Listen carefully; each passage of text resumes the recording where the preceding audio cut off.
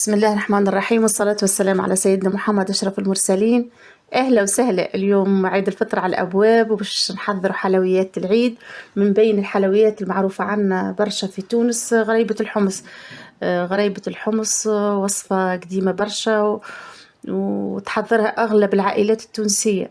باهي خذيت تاني 4 كيلو حمص من الحجم المتوسط، سخنتهم في الفور، هزيتهم من الماكينة، رحيتهم، غربلتهم، حطيتهم في صينية كبيرة، ضفت لهم 1 كيلو و600 جرام فرينة، وضفت لهم كيلو سكر محور. غربلت المكونات الكليكة. ماذا بينا نغربلوهم المكونات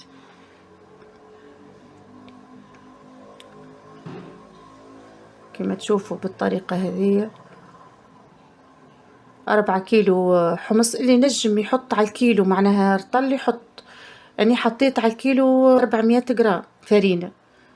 السكر نجم نحطه حتى كيلو ونص، كيلو 200 جرام، حسب الذوق.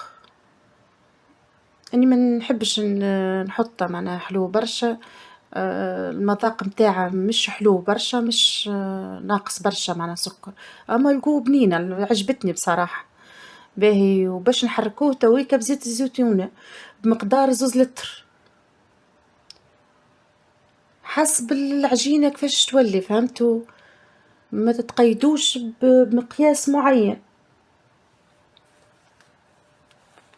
يعني الكمية اللي حركتها معناها كمية كبيرة بصراحة، ما هيش كمية صغيرة.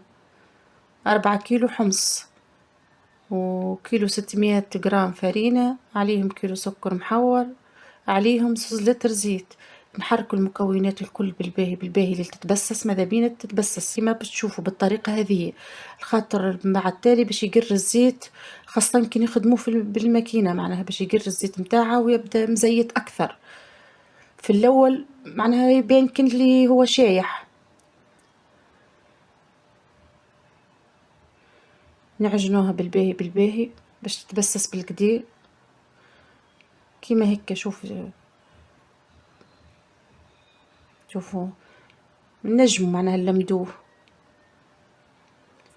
وتويكا نخدموه بالماكينة، الماكينة الزمنية القديمة متاع البسكوي والهريسة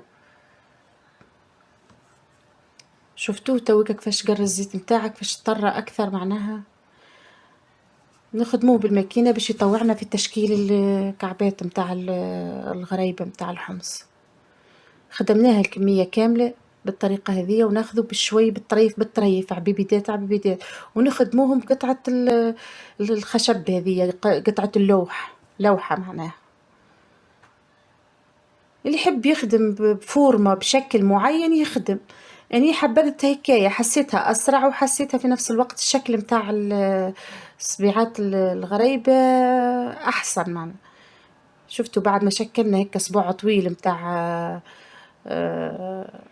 حمص، قسمناه قرابة 5 سنتي 4 سنتي مسافة، ماذا بينا يكونوا متقاربين هالحجم، ما يقستش أما بالعين معناها يظهروا متقاربين. نشكلوهم تويكا في البلاتو كما تشوفوا بالطريقة هذه.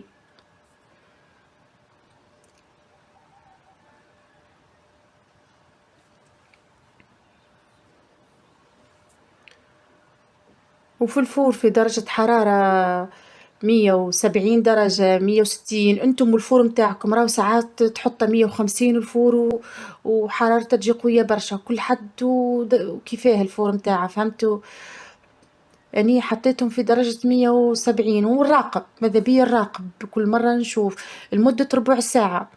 إذا لقيتها ناقصة شوي معناها ما نضجتش نزيد شوي، إذا كان لقيتها نضجت نقص عليها. حضر الحمص متاعنا، شوف الشكل والمنظر وما شاء الله وصحة وبشفى ليك.